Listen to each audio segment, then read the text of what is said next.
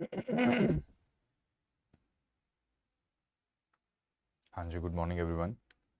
Audio video clear है सभी को? कमेंट सेक्शन में प्लीज़ बता दीजिए, is the audio and video clear? ठीक है, आज 24 जून है और आज के इंडियन एक्सप्रेस को अगर आप खोल कर देखोगे तो ये सारे अच्छे आर्टिकल्स हैं जिनको पढ़ के आप काफ़ी सारी अपनी वैल्यू एडिशन कर सकते हो। जैसे कि फर्स्ट आर्टिकल में किस तरह से ये जो ईरान इसराइल की वॉर है ये वाइडन हो चुकी है, इसके बारे में बताया है। फिर इंडिया जो है, इस वॉर के वाइडन होने से इंडिया को क्या रिस्क है और उस रिस्क को एड्रेस करने के लिए व्हाट इज इंडिया डूइंग। ठीक है, कि ऑयल का जो इम्पोर्ट है उसको हम डाइवर्सिफाई कर रहे हैं, ये भी पेज 1 पे बताया गया है। ठीक है, international relations, this is also international relations with a little bearing on economy as well. ठीक है, थोड़ा सा इकोनॉमी के साथ भी लिंक है।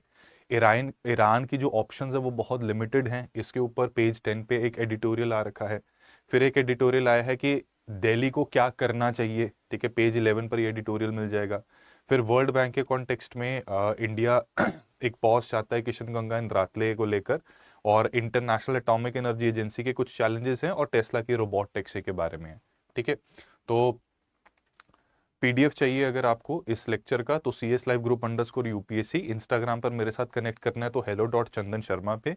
अगर स्टडी IQ के कोर्सेज के बारे में कुछ इंफॉर्मेशन चाहिए आपको या कोई कंसर्न है, ठीक है, अगर आप स्टडी IQ के कोर्सेज का आपको पता ही है, राइट, उसमें अगर कोई कंसर्न है, कोई इन्फॉर्मेशन चाहिए आपको, तो इस नंबर पे आप मुझे कॉल कर सकते हैं, मेरी या मेरी टीम में से कोई ये उठाएगा।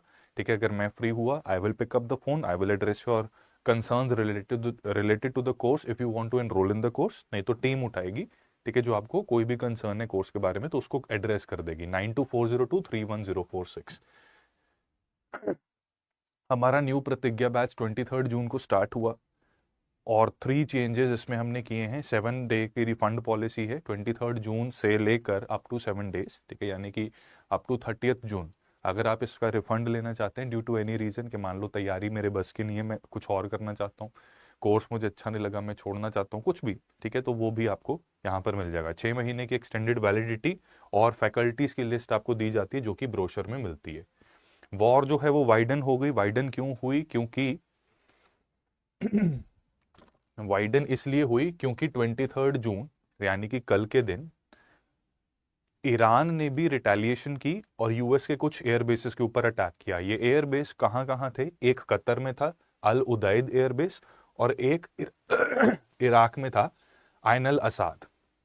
ठीक है, Al Udeid air base in Qatar, Ain Al Asad base in Iraq, ये 2 बेस और किन कंट्रीज में ये पता होना चाहिए। ठीक है, कतर के ऊपर थर्ड आई एंगल की बात करूं तो ऐसा सवाल आ सकता है कि ये अपना लैंड बॉर्डर किस कंट्री के साथ शेयर करता है, तो सिर्फ एक ही कंट्री है जिसके साथ ये लैंड बॉर्डर शेयर करता है और वो है सऊदी अरेबिया। ठीक है, यूएई इसका मैरीटाइम नेबरहुड में तो आ जाता है, बट लैंड बॉर्डर सिर्फ सऊदी अरेबिया के साथ ही शेयर होता है कतर का। ठीक है, और अल उदैद एयरबेस आप देख सकते हैं कि यहाँ पर मौजूद है। ठीक है, थोड़ा सा सर्दर्न साइड पे, south western side of Qatar पे यहाँ पर आ जाता है। ठीक है, बाकी कंट्री छोटा सा ही है, राइट। तो अल उदैद एयरबेस किस कंट्री में है ये ज्यादा पता होना चाहिए। मिसाइल कौन सी यूज की? Short and medium range ballistic missile. Casualty कोई रिपोर्ट नहीं हुई। फ्लाइट्स को सस्पेंड कर दिया गया है क्योंकि ये जो क्रॉस फायरिंग हो रही है मिसाइल्स की, इसमें नुकसान हो सकता है। ठीक है, तो ईरान की बेसिकली जो मिसाइल्स थी, यूएस का कहना है कि कोई कैजुअलिटी नहीं हुई क्योंकि हमने सारी मिसाइल्स को इंटरसेप्ट कर दिया। हाउएवर जो ईरान की फोर्सेज हैं वो क्लेम कर रही हैं कि ये मिशन जो है वो सक्सेसफुल रहा है। ठीक है, इराक की भी हम बात कर लेते हैं क्योंकि जो दूसरा बेस है आयन अल असाद बेस, ये इराक का है।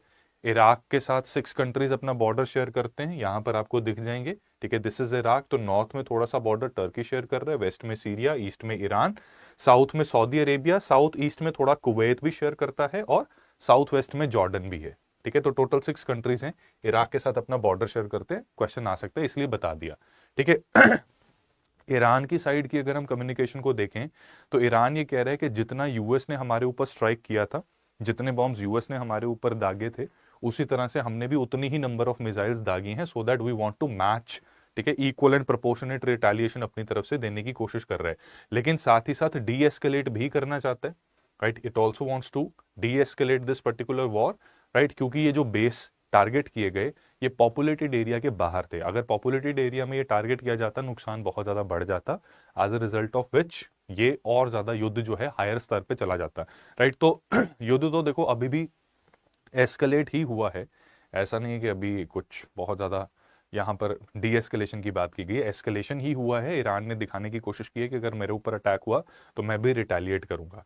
ईरान की इस्लामिक रेवोल्यूशनरी गार्ड कोर जो है, ठीक है, बेसिकली जो इनके पैरामिलिट्री फोर्स, मिलिट्री फोर्सेस की जो एक रेजिमेंट है, उन्होंने कहा है कि ये अटैक काफी माइटी सक्सेसफुल था और कोई भी लार्ज स्केल यूएस कैजुअलिटी जो है हमने वो अवॉइड की है, लेकिन हाँ सक्सेस इसमें हमें मिला है। जो जिस चीज को हम सर्जिकली स्ट्राइक करना चाहते थे उसे हम कर चुके हैं। ट्रंप ने इस पूरे के पूरे मामले पे कहा है कि भाई मैं वार्निंग दे रहा हूं, अगर इस तरह की हरकत दोबारा की और अगर वॉर को एस्केलेट करने की कोशिश की तो स्टेल्थ बॉम्बर की एक और स्ट्राइक तुम्हारे देश पर हो सकती है। ठीक है, तो आयन अल असाद एयरबेस अगर आप देखना चाहें इराक के अंदर तो बगदाद के पश्चिम में है। ठीक है, तो ये मैप से आप उसको जान सकते हैं।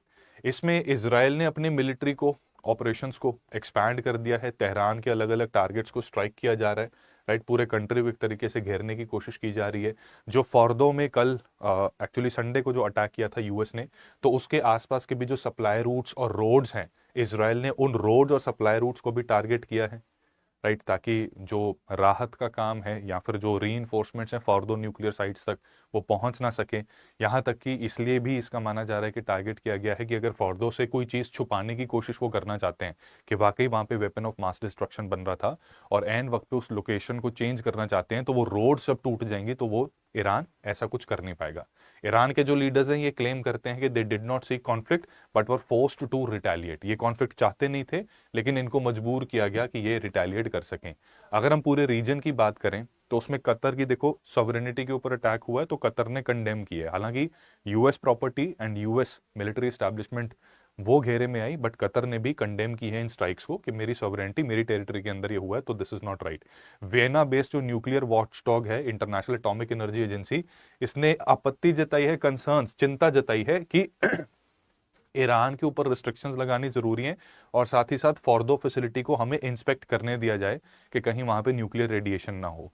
इंटरनेशनल एटॉमिक एनर्जी एजेंसी ने यह भी वार्निंग की है कि अगर अनमॉनिटर्ड आपने न्यूक्लियर मटेरियल ट्रांसफर करने की कोशिश की, क्योंकि इनका मानना है कि न्यूक्लियर मटेरियल तो है, अटैक हुआ है, ईरान को भी पता है, इंस्पेक्शन करने आएंगे तो ये ट्रांसफर करने की कोशिश करेंगे, लेकिन अनमॉनिटर्ड ट्रांसफर अगर करने की कोशिश की तो उसके परिणाम विनाशपूर्ण हो सकते हैं। तो इसलिए यहां पर भी कंसर्न जताया गया। ईरान ने रिजेक्ट किया कि हम यूएस से मिलिट्री थ्रेट्स के अंडर ऐसे किसी भी स्थिति में नेगोशिएट नहीं करेंगे, कि जब तक यूएस अपने मिलिट्री धमकी दूर नहीं करता तब तक हम नेगोशिएट नहीं करेंगे। करंट सिचुएशन क्या है कि इजराइल जो है वो गाजा पे स्ट्राइक करता जा रहा है।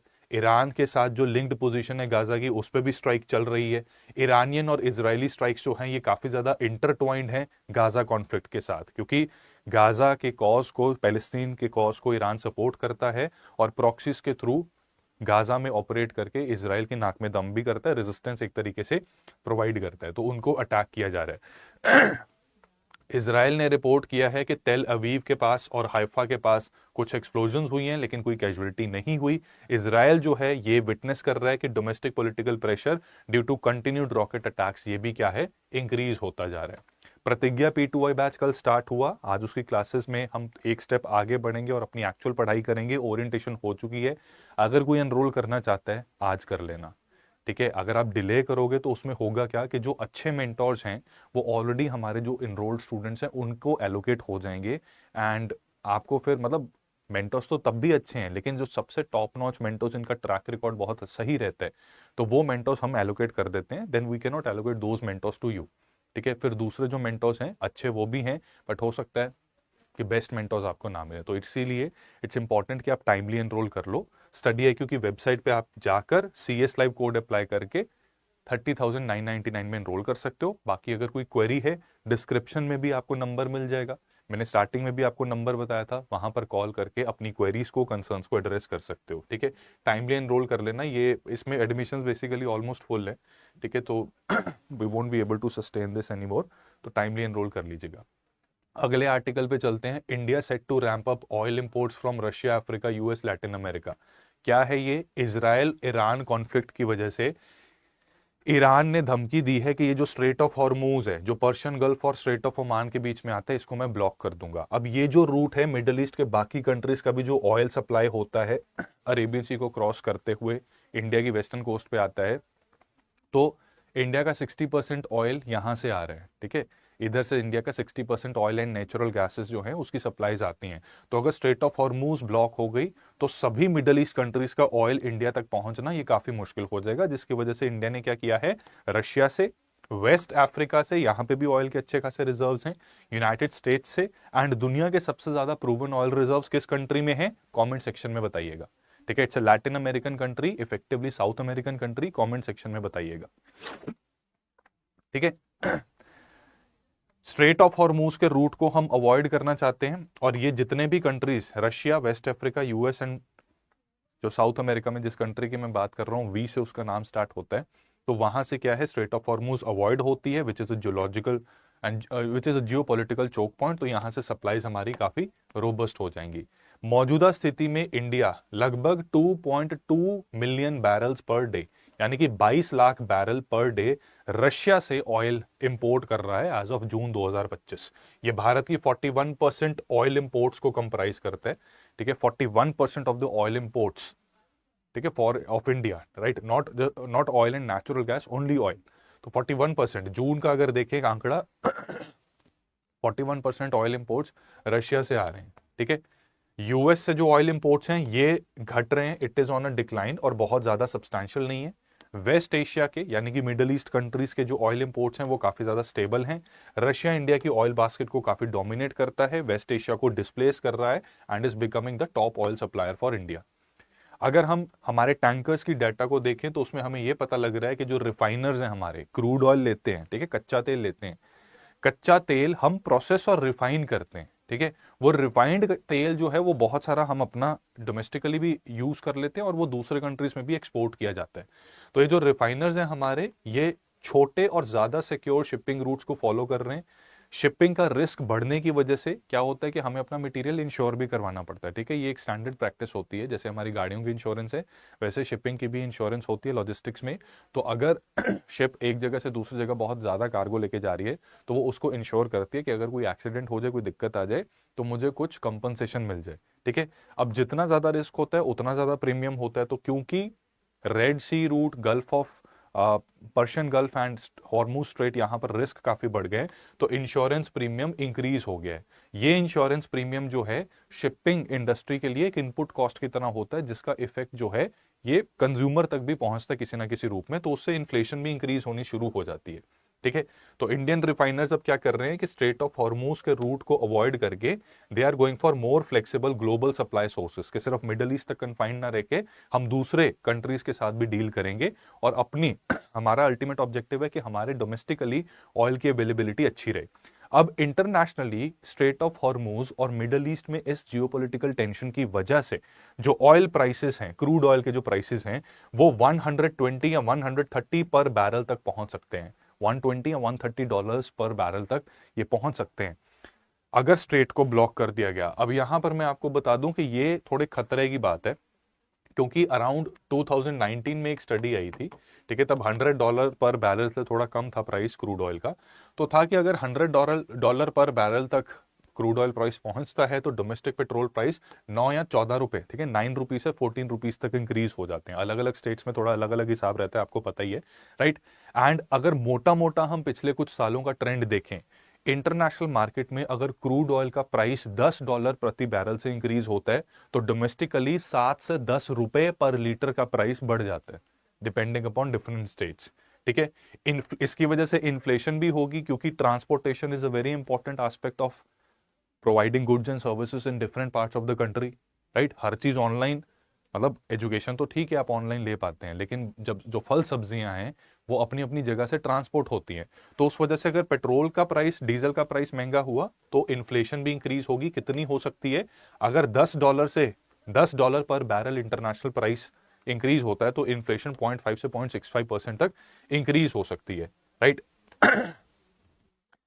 ठीक है, मोटा मोटा वही है, कंक्लूजन यही है कि 0.5 से 0.6% inflation increase and crude oil $10 पर बैरल के इंक्रीज से domestically petrol 10 rupees per litre तक इंक्रीज हो सकता है।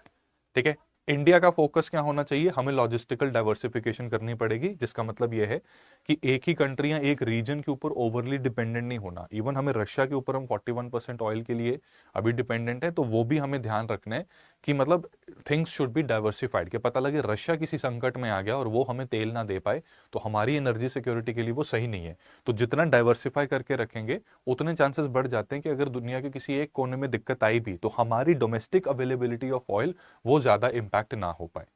ठीक है। दूसरा, हमारे जो रिफाइनर्स हैं जहां पे कच्चे तेल की प्रोसेसिंग होती है उनकी पोजीशन अच्छी है, वो फटाफट अडेप्ट कर सकते हैं, क्योंकि रशिया के समय पर भी जब रशिया क्या होता है कि दुनिया के अलग अलग क्षेत्रों से जो तेल आता है उसकी क्वालिटी में भी फर्क होता है। ठीक है। तो हमारे जो रिफाइनर्स हैं वो जो मशीन्स और प्रोसेसेस यूज करते हैं, तो मिडल ईस्ट से आने वाला तेल और रशिया से आने वाला कच्चा तेल ये थोड़ा सा फर्क आता है इनमें। लेकिन क्योंकि रशियन वॉर के समय पर रशिया ने जब बहुत सस्ते में हमें कच्चा तेल ऑफर किया, हमने इमीडिएटली इसको एक्सेप्ट कर लिया। तो उस समय का हमारे रिफाइनर्स के पास एक्सपीरियंस है कि जल्दी जल्दी फटाफट से किस प्रकार से हमें क्या करना है, अडेप्ट करना है, ताकि दूसरे रीजन से आने वाले तेल को भी हम प्रोसेस कर सके। तो इसलिए हमारी पोजिशनिंग अच्छी है, right, we can adapt quickly. और भारत सरकार का ये बस ये काम है कि डाइवर्सिफिकेशन के ऊपर जितना तेजी से हो सके हम काम करें। इस इंफॉर्मेशन के बेसिस पे आपसे एक मेंस का क्वेश्चन पूछा जा सकता है, India is increasingly diversifying oil imports beyond West Asia, discuss the reasons behind this shift and its impact on India's energy security, foreign policy and trade. 200-250 words में इसका आंसर लिखने की कोशिश कीजिए। आप अपना आंसर वीडियो के कमेंट सेक्शन में अगर पोस्ट करेंगे तो उसको भी मैं इवैल्यूएट करके आपको वहां पर फीडबैक और मार्क्स दोनों दे दूंगा। So do not forget to post the answer to this question in the comment section.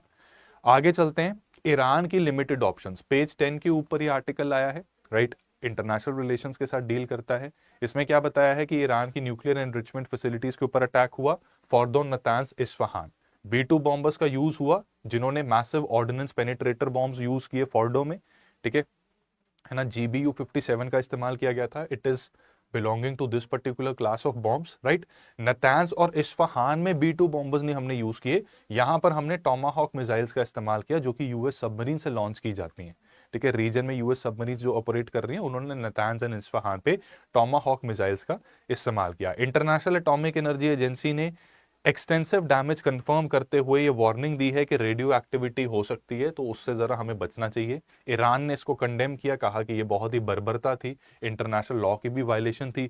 US की भी कांग्रेस ने ट्रंप की सरकार और वहां के मौजूद जो सांसद लोग हैं, चाहे वो उनकी पार्टी के हो या ऑपोजिशन पार्टी के, उन्होंने ट्रंप का यूनिलेटरल डिसीजन यानी कि एक तरफा डिसीजन इसको क्रिटिसाइज किया और कहा ये वॉर पावर्स एक्ट को वायलेट करता है, क्योंकि कहीं ना कहीं आपको कांग्रेस को कॉन्फिडेंस में लेकर ये एक्शंस करने चाहिए। ठीक है, प्रेसिडेंट अगर वॉर से रिलेटेड कोई एक्शन करता है तो कांग्रेस को और लीडर ऑफ ऑपोजिशन को कॉन्फिडेंस में लेके ये काम करना चाहिए, but it was unilateral decision. Israel ने इस स्ट्राइक को वेलकम किया है, मिलिटरीली बहुत ज्यादा एम्बोल्डन्ड और पावरफुल फील कर रहा है, क्योंकि यूएस का पहली बार इजराइल को एक एक्सप्लिसिट सपोर्ट नजर आ रहा है। एटॉमिक एनर्जी एजेंसी ने कहा है कि रिस्ट्रेंट बनाए रखो, क्योंकि रेडियो एक्टिव लीक अगर हुई तो वो बहुत बड़ी ट्रेजेडी को जन्म दे सकती है। ईरान रिटेलिएट कर सकता है इसमें, लेकिन इसकी मिलिट्री कैपेबिलिटीज जो हैं वो बहुत ज्यादा लिमिटेड हैं। ये रिटेलिएट अगर करने की कोशिश करेगा, एक तो जैसे अभी कतर और इराक में इन्होंने एयरबेस के ऊपर अटैक किया, वो हो सकता है। दूसरा हिजबुल्ला, हमास, राइट, इनके यूज करके भी प्रॉक्सीज का इस्तेमाल करते हुए इसराइल के अगेंस्ट एक्टिविटीज की जा सकती हैं। ईरान की एयर डिफेंस कैपेबिलिटीज इतनी स्ट्रांग नहीं है कि ऐसे फ्यूचर स्ट्राइक्स प्रिवेंट किए जा सकें।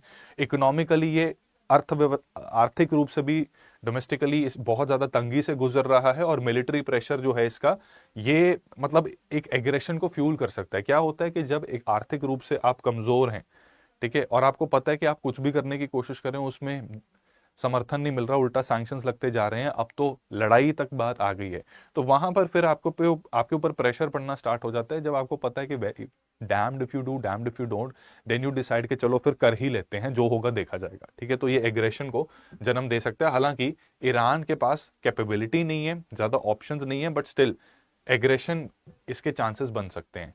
ईरान रशिया और चाइना का भी सपोर्ट ले सकता है, लेकिन वही बात है कि जो इस तरह के युद्ध में अब वो समय नहीं है जब वर्ल्ड वॉर की तरह एक कंट्री के पीछे दूसरा कंट्री इमीडिएटली कूद जाएगा। ठीक है, तो रशिया चाइना से सपोर्ट लेने की कोशिश की तो ये सिंबॉलिक सपोर्ट ज्यादा होगा, लेकिन सब्सटैंशियल सपोर्ट ये मुश्किल है, क्योंकि यूएस डायरेक्टली इन्वॉल्व है। इसलिए रशिया चाइना ने अगर ईरान को डायरेक्टली सपोर्ट करने की कोशिश की तो वहां पर एक तरीके से यूएस के अगेंस्ट डायरेक्टली खड़े होने वाली बात हो जाती है, that can lead to third world war, right. तो हो सकता है सपोर्ट तो करेंगे लेकिन सिंबॉलिक ये ज्यादा होगा।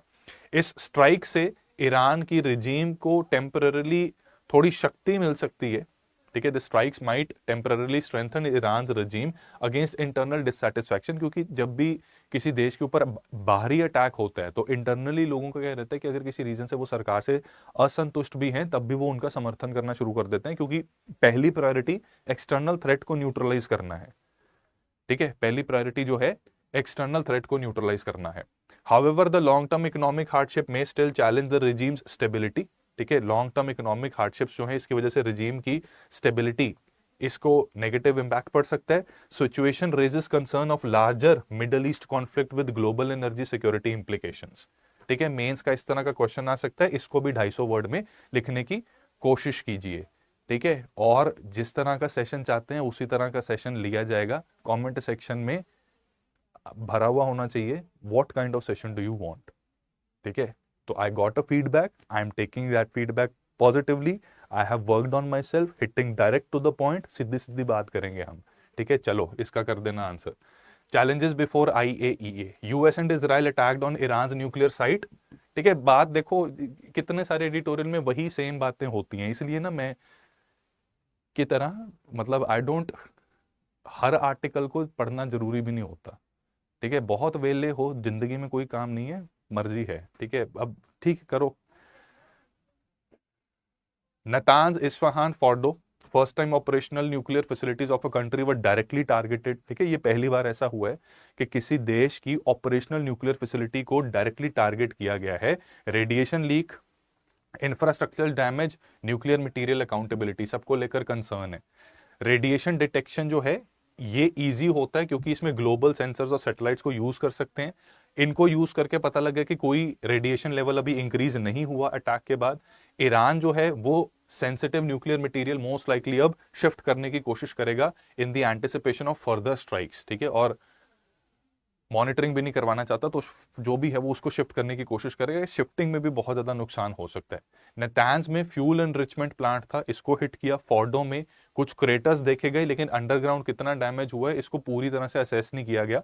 इस्फहान में यूरेनियम कन्वर्जन बिल्डिंग्स जो थी इसको ऊपर स्ट्राइक हुई है। बहुत सी फैसिलिटीज अंडरग्राउंड है which makes quick assessment relatively difficult. Nuclear material tracking challenge क्या आ रहा है कि इंटरनेशनल एटॉमिक एनर्जी एजेंसी जो है it is basically aiming to prevent weaponization of nuclear material. Iran NPT का सिग्नेटरी है, ठीक है, इसलिए IAEA की सुपरविजन के अंडर भी आता है। ईरान 400 किलोग्राम यूरेनियम, ठीक है, 400 किलोग्राम ऑफ यूरेनियम, ये बहुत बड़ा डिजास्टर क्रिएट कर सकता है। इसको 60% प्योरिटी तक ले गया। 400 kg of uranium, 400 kilo uranium 60% purity तक पहुंच गया। और वेपन्स ग्रेड बनाने के लिए हमें पता है 90% चाहिए। स्ट्राइक्स के बाद न्यूक्लियर मटेरियल सेफ्टी एक बहुत ज्यादा डिफिकल्ट प्रोसेस बन रहा है, तो ये समस्या की बात है। International atomic energy agency immediately detected radiation leak after US Israel strikes, नहीं, ठीक है, ये पोस्ट अटैक के बाद। Iran is signatory to NPT, true है। Uranium enriched to 60% is classified as weapon grade, ठीक है, नहीं, 90% को वेपन ग्रेड मानते हैं, 60% को वेपन ग्रेड तो नहीं मानते, लेकिन ये भी डैमेज अच्छा खासा कर सकता है अगर चाहे तो, बट 90% पे ही फायदा होता है, ठीक है। अब ऐसा नहीं कि इसके ऊपर अगर न्यूक्लियर बम बनाने की कोशिश की तो बहुत ज्यादा वो मतलब it won't be that effective, right. Fordow is deeply buried underground nuclear facility, yes this is true, ठीक है। तो अब आपका जो होमवर्क है ना, थोड़ा सा होमवर्क भी हमें करना है, बिकॉज वी खुद से एफर्ट नहीं लगाएंगे तो वो भी बात नहीं बनेगी।